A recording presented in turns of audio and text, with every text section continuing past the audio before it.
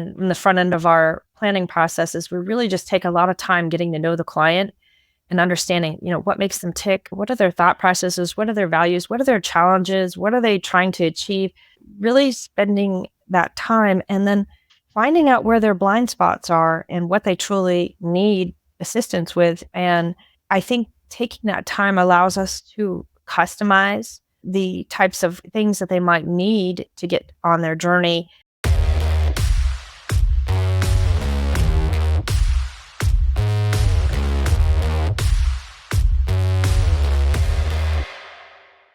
Hey everybody, welcome back to another episode of The Connected Advisor. I am your host, Kyle Van Pelt, co-founder and CEO of Milemarker. Today I have with me April Turch. She is the CCO, the Chief Compliance Officer of Wolf Group Capital Advisors. She is another person who runs a podcast and is quite familiar with this, so I'm happy to have somebody on the other side of the mic for a fun conversation and somebody with wonderful experience across the industry as a whole. I'm very excited for the conversation today about how we can not let compliance get in the way of our growth, how we can use it to build a world-class firm and to just get insights and her thoughts on the future of the industry as a whole. So April, thanks so much for joining us. Happy to be here. Thanks for having me. Absolutely. So April, I ask every guest who comes on the show the same question first, and you're not going to be any different. What I have found in my time in this industry is that everybody has a unique path to wealth management or money management, however you want to call it. Some people traditional paths, some people untraditional paths. But what I have found is whether your path is traditional or untraditional, everybody has what we call here at Milemarker a money moment in their life. And it was that moment that you it clicked and you said, oh, this is what made me really want to go into what I'm doing now. So I'm curious for you, what was your money moment that brought you to this space as a career? Yeah, I think I'm still trying to figure out what I want to be when I grow up. There are lots of money moments. And I think for me, like many people, starts in college. And I think that's where the rubber sort of meets the road and everyone has that fork in the road decision making. For me, I went to George Mason University. I was studying finance. And during that time, there were not very many women in the field. I think I was one of 3 out of 60 males in my finance classes. So it was completely intimidating. And I questioned many times, where did I want to be? Was I meant to do this? Was I meant to do something else? And I think the important part is, first of all, knowing what you don't want to do. I think that gets you on the path to what you do want to do. And I had to make a decision on whether I want to do corporate finance or personal finance. And so for me, I'll say I took a traditional path, but it really wasn't, because the time I started in the industry, it was just starting to form and really take off. There weren't clear paths. And so I don't think for many of us, there was a clear path. So that fork in the road was really a muddy path, I would say. That's where I decided that I wanted to do personal finance, but I'd always had a fascination for Wall Street. I love Ferris Bueller's Day Off, where they're on the trading floor and the bells. And I love the movie Wall Street. I just always had a fascination for it. So I think just having that seed planted was enough for me to figure out, the path. And I did choose personal financial planning and got my start with American Express Financial Advisors. And that goes back to that discussion. I learned very quickly what I don't want to do. I felt the sales part of it was a very sales-driven culture. It was not for me. I didn't care for it. But then it did lead me to the path that I did want to take. And I retell this story in my personal life quite frequently. The woman that was my manager at the time when I had done an internship, a work study in corporate finance, because I was making that decision between corporate and personal. I was doing at the same time my internship with American Express Financial Advisors. And I know this is a long-winded story, but it does lend to purpose and function. And I decided I wanted to go into personal finance, and I didn't want to do corporate. And she was my corporate finance manager, and I was working in the accounting department. And I didn't want to tell her I was not going to stay there, because I was trying to keep my work study program. And I went to interview for Sullivan, Brett, Spears, and Blaney, and anyone in the industry who knows Greg Sullivan and his team. And that wonderful team over there at SBSB. I went to go interview for a job. And of course, there weren't career paths. You jumped right into advisory. And I went to go interview for an advisor position. And it was my boss's brother who was leaving that firm. And I was like, this just can't be. I'm trying not to tell her I'm looking for a job. And here I am interviewing for her brother's job. So it was an interesting path.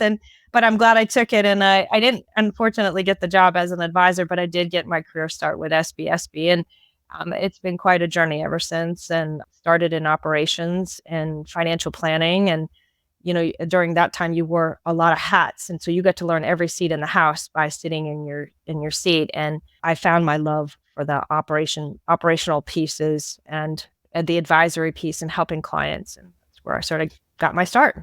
I love it. We're going to dive a little bit more into that. But something you said in that answer that kind of, perked my ears up a little bit was about how when you got into the industry, there wasn't really quote unquote career paths. It's No. like everybody was just an advisor, and you had to go kind of sell your own book of business, and you were either going to make it or you were going to wash out. And that's kind of just how it was, right? It was an eat what you kill sort of adventure. Totally. Yeah. And I mean, you could maybe disagree with me, but I think a lot has changed in our space since then, right? There's like a handful of different paths and stuff that you can come into a firm like the Wolf Group now and maybe be able to grow an entire career without ever being an advisor, right? Well, it's definitely formalized throughout the years, and I've been fortunate to have, great leadership throughout my career and working for really great firms and watching them help influence the industry itself. Yeah, we've become more formalized. So there's mentorship and there's room for everybody. And now it's become more formalized. There are career paths, and there's not exactly one way. And you can actually enter at so many different points in life. It's not like if you want to be a career changer, you can come into the industry, and you definitely very many entry points along the way for sure. So you also mentioned that you found this sort of love for operations and stuff. And I want to dig into that a little bit because I think that this is a cool opportunity. I have this sort of thesis that the greatest operators in our space sometimes are hard to find because they're not out publicly at conferences, or you're not going to see them in a lot of things because they're running the trains on time and making sure things are operating really well. So where did that love for operations come from? And maybe as a follow-up to that, like, what do you think it takes to be great at operations? Because everybody's looking for great operators, everybody. That's interesting because I've been the director of operations, helping shape the client experience, and also, be the master implementer, because that's basically what operations is we make the dream happen. We've got the front end, dreaming the dream, but then we have to have people implementing the dream. I loved being on both sides. I loved being on the advisory side, hearing the dream, and then being behind the scenes, actually just taking the care and the passion to make it happen. And it was really gratifying to watch clients when they saw all of their dreams actually come to life. And it's just a very powerful moment. And I have always been a doer. So it was just a natural sort of evolutionary process. I think there's a natural wiring for it, or a natural propensity for it, versus something you train. And I think you're either wired to do operations or you're not. It's not for everybody. Just like you're wired to do sales or you're not. You don't want your salespeople or your advisors sitting in the operation seats anymore than the other way around, because it's like a fish out of water. It's just not a natural sort of inclination to make the work happen. So how do you find the people that are wired that way? Like, how do you find great people? You can build a team of folks who are going to take care of the implementation and make sure that the dream's getting implemented in a successful way. I don't know. I take a more fundamental approach to things.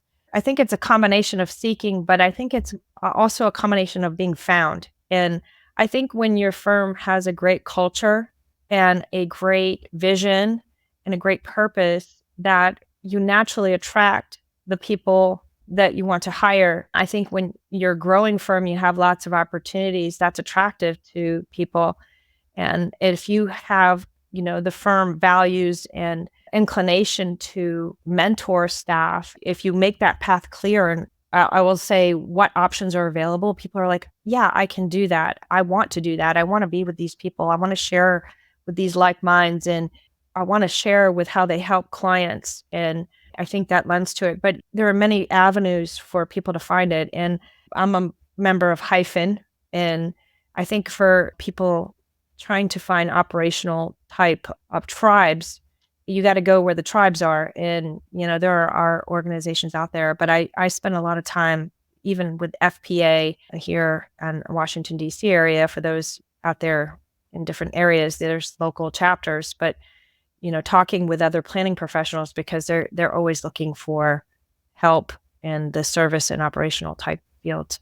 Well stated. And actually a great segue into something I wanted to ask you about. So you talked about, hey, one of the ways to find great operators is to become a magnet in some ways to great operators. Wolf Group has 5 core values. So client commitment, collaboration, integrity, curiosity, and excellence. Yes. Which one do you find takes the most intentional effort to fulfill to become that magnet for great people to want to come and be at the Wolf Group? Yeah, we spent a lot of time as a firm really formalizing our value system. I think it was naturally there, and we did about 5 years ago begin to become more disciplined with our strategic planning. We really met as a firm. We made it literally a collaborative effort with the entire staff. And depending on the size of the firm, that may or may not work, because with larger firms, obviously those think tank sessions can get, pretty lengthy and pretty expensive. But we had a focused team efforts and of about 5 team members that it was basically a think tank committee of like, what words really describe who we are as not only the professionals within the firm, but also what kind of clients we want to be, sort of a family, and we're in relationship. You want shared values. It's just even like dating or marriage. Relationships tend to work better when you have a shared common values. And so we did spend a lot of time formalizing that, and of commitment and collaboration and integrity. I think, honestly, you either have that or you don't. I'll call those more reactionary, and they don't take a lot of time. But the curiosity and the excellence, by far, I think, is the ones that take the most amount of time because they're more evolutionary in their nature. And if you're a lifelong learner, there's no destination to excellence or curiosity. It's constantly growing and changing over time. That's a great question. Thank you. This podcast is brought to you by Turncast. We make game-changing content for fintech and financial services companies. Learn more at turncast.com. That leads me to another question, which is, in doing the research for this, consuming some of the content that Wolf Group puts out, there's a passion there clearly about helping members get to know themselves. And you all encourage your clients to know themselves. What tools have you all found for people who are trying to learn that? So for whether it's members at Wolf Group or for your clients, like how do you help them figure that out? It's really tricky to answer that one, but I would say the best way to describe it is, I would say our discovery process in the front end of our planning process is we really just take a lot of time getting to know the client and understanding, what makes them tick, what are their thought processes, what are their values, what are their challenges, what are they trying to achieve, really spending that time and then finding out where their blind spots are and what they truly need assistance with. And I think taking that time allows us to customize the types of things that they might need to get on their journey. For some, it might be they don't know what fulfillment is and they need to really focus in on the mindset work, or maybe they've spent their entire career thinking, X made them happy and they realized that it didn't. And now what do I do? Maybe it's, I want to buy a home on a beach and I think I can't afford it. But really, when you start to dig a little deeper, it's not just a home, it's the memories that they want to make or the experiences they want to share or the legacy that they want to leave. And so really getting into the nuts and bolts of those really help us share on that with the clients, their journey, and give them the resources that they need to get there. And they're talking, I think the relationship and connection and the community piece is the biggest tool I think we bring because we can help plug in the technical pieces as they truly need it. So I've talked about your content a little bit. I want to stay on that topic. So you all have established a blog from Bob Len that you've got, I think by our count, just north of 200 weekly posts. Yeah. And there's an emerging podcast as well. How does this content align with, your core values and what you're trying to do to grow the firm? Like that's a little bit unique. And I'd love to hear you talk about that a bit. So, I think it really hits on most of the core values, but I think the, biggest one is curiosity. And with Bob's, are we there yet? Or first of all, there isn't a day we don't all around the office appreciate his blog, as well as clients. It's like that long car ride with the family. Are we there yet? You're exhausted, you're tired, you feel like you can't quite get to the end. And what do you need to get there to keep going and stay motivated? And it really comes down to fulfillment. And I think that's really in the bedrock of all that we do here at Wolf Group Capital Advisors. Bob's blog was meant to inspire, and also he just took his own personal journeys. And during COVID, when he started it, to help others be inspired and stay motivated and help work through some of the challenges, because we were all facing certain challenges. And he still continues to take that approach, even outside of COVID, and it still continues to inspire, but it comes from curiosity. He would share lessons learned and, for others who are curious and wanted that motivation to keep going. My podcast, very similar. It started as a personal journey. We wanted to do videos for the firm. And I said, I don't know if I really want to do videos for the firm, but you know what? I'll take it as a social experiment personally. And I said, maybe I'll do two things. I'll do a podcast. How about that? It has video in it.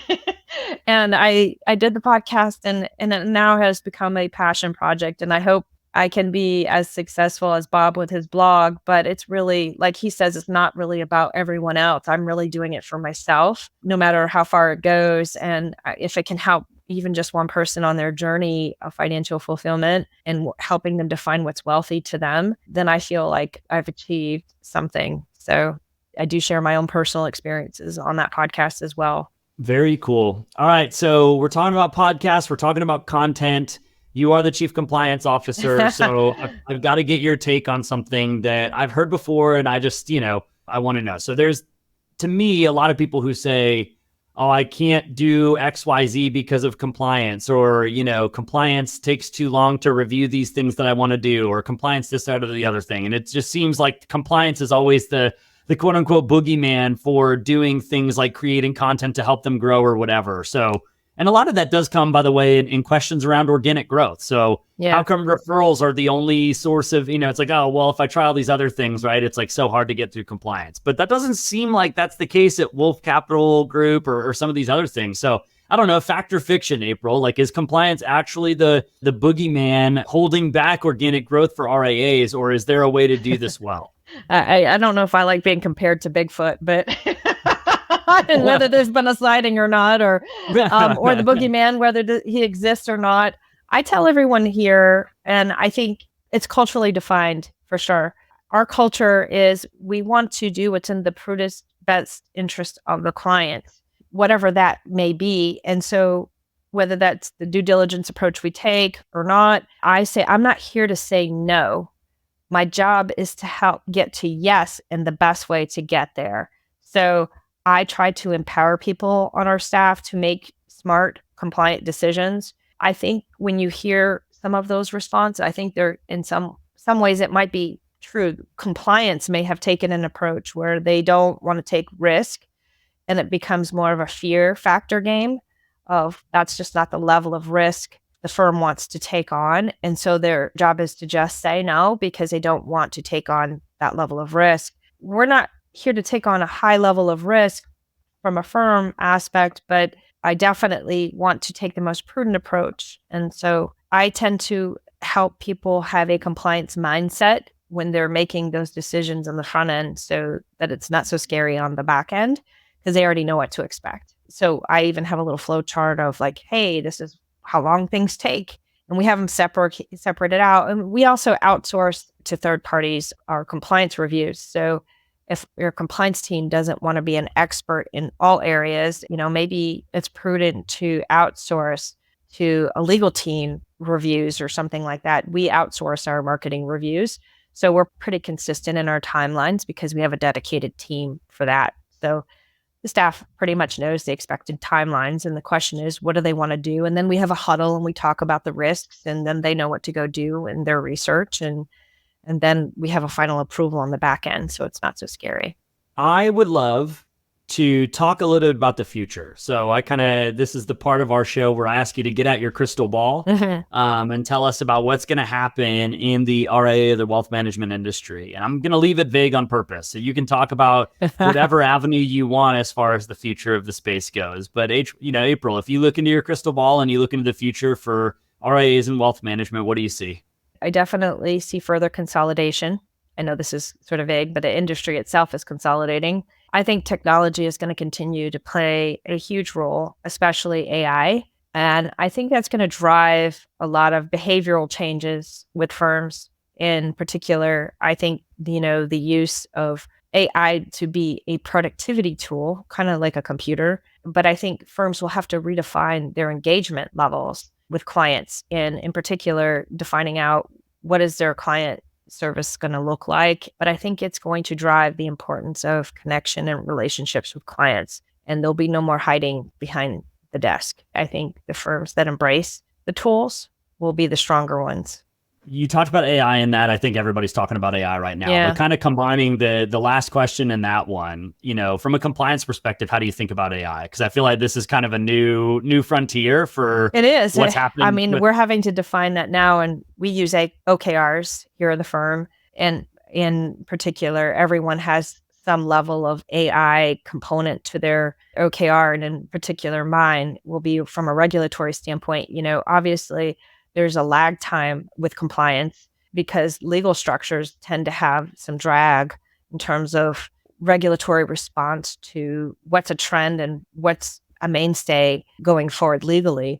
I think there's going to be a lot of challenge with AI from an intellectual property rights standpoint, and that's going to be very difficult to shape enforcement around. And so I think there's going to have to be a lot of collaboratory legal meeting of the minds to find out how they'll set trends for the industry itself. For me, I'm figuring out how to do the policies myself. And what we're spending time is on the front end is defining how do we want to use it and what role is it going to take? And then we can figure out the compliance portion of it, because I think that's easier to do once you know which direction you're headed in. Well stated. That leads me to have to ask, just in the past couple of years, I think compliance officers have been charged with a lot of regulatory murkiness between cryptocurrency and AI. So which one has given you more heartburn, the crypto regulatory I would stuff? say crypto for sure. But, like most compliance officers, when you don't even want to go into that area from a risk standpoint, the automatic response is no. Right. But I think one thing, as you're talking about the AI side, at least a lot of the folks I talked to, it was like a constant kind of discussion with the regulatory agencies. Like, how are we supposed to think? Like, you're asking us to be compliant on crypto and the rules are changing week over week here. Like, how do we navigate this together? Well, I mean, it's almost, in some ways, if you think about financial planning, right? It's like a Monte Carlo analysis. Like, are we 80% in the right direction, or do we have a success rate or fail rate? Like, where are we in it? It's really difficult to navigate, I would say, regulatory change, especially amidst that volatile change. And this year alone, even just outside of that whole digital currencies marketplace, I think a lot of firms can attest, we've just had in the last year and a half so many regulatory change across the board to respond to and to get out in front of and make sure policies are keeping pace with the regulatory change. Because historically, you've only had a couple of rule changes maybe once every year or two. And now I think we've had 30 in the last year and a half. I mean, it's been lightning speed on a lot of different areas for many firms, and it's becoming increasingly challenging. And this is where I think AI comes in, right? You can actually use this tool to help you. And I think there's a lot of benefits to the monitoring that AI can actually add if used correctly. I was just going to ask, how do you keep up with everything that's happening and changing so fast? But it sounds like you have an idea there, which is, hey, how do we use a tool or a piece of software that can sort of alert me to, new things that are changing or new guidance or new things like that? Yeah, it comes back to that core value, curiosity, right? You have to be a lifelong learner. It is constantly changing. Getting plugged into, finding what your mainstay resources are. I always try to find the person that's really passionate about a certain topic and wants to be an SME in that area. And then I talk to those people, because you have to leverage time when you're talking about regulatory change, setting policy, and then staying in front of enforcement and or, program review. I love it. All right, April, we are going to move into my final segment of the show. I call this the Milemarker Minute. So this is a series of lightning round questions. We try to get all of the questions answered in a minute or less, but I'm not going to hold you completely to it. You should just be able to fire through a couple of these. So are you ready? I think I have college PTSD. Hopefully these are easy questions. They could be easy or they could be incredibly difficult. Okay. We'll have to find out as we dive in. Okay, let's do it. All right, first question for you. Where in the world would you love to travel that you've never traveled to before? That's a tough one. I would say Europe. I've never been overseas, or the Maldives. Okay, awesome. The best book that you have read in the past 12 calendar months? Oh, Lord. Can I take a pass on this? Because the only books I read are regulatory. Nobody wants to hear about compliance. It's the best regulatory book out there, April. I know. I read a book on balance, and I found it comical. I love it. True or false? We will see a $1 trillion AUM RIA, independent RIA. Oh gosh, I would say false because we've already seen it. I think. Okay, I love it. I'll go true. I don't know. I'm gonna. I'll stick with false. I feel like there's something out there. I love it. Going back to my money moment question, but if you were to not be able to work in financial services, corporate finance, or personal finance, and you were to have another career, what do you think you'd be doing instead? I think I would either be doing a winery/cidery or nutritional therapies or medicinals. I love it. Yeah. Fantastic. You made it through the Milemarker Minute, April. Congratulations. I have to know the final answer. Is there $1 trillion RIA? I feel like there is. Well, so I guess it depends on whether or not you would call some of the wirehouses RIAs. Yeah, right? Because they've cleared $1 trillion. Yeah, exactly. But I don't believe that any of the kind of, large national RIAs that most of us have seen or they're not quite there. Yeah. Crossed that yet. Yeah, but it's definitely very close. It's definitely very close. April, this was a really fun conversation. Thank you so much for sharing insights and some of your hot takes about compliance and growth, regulatory guidance, as well as just sharing your story on how you got into the industry and how you've progressed through it. I think you dropped some wonderful insights, and I tell a lot of people that time is a gift, and I appreciate you sharing that gift with us here on The Connected Advisor. It was an honor coming on here today, and thank you for having me. Of course. Okay, everybody, that has been another episode of The Connected Advisor. Please make sure you click follow or subscribe wherever you're listening to this, so that you can make sure you catch the next one when it comes out. Until then, have a great week.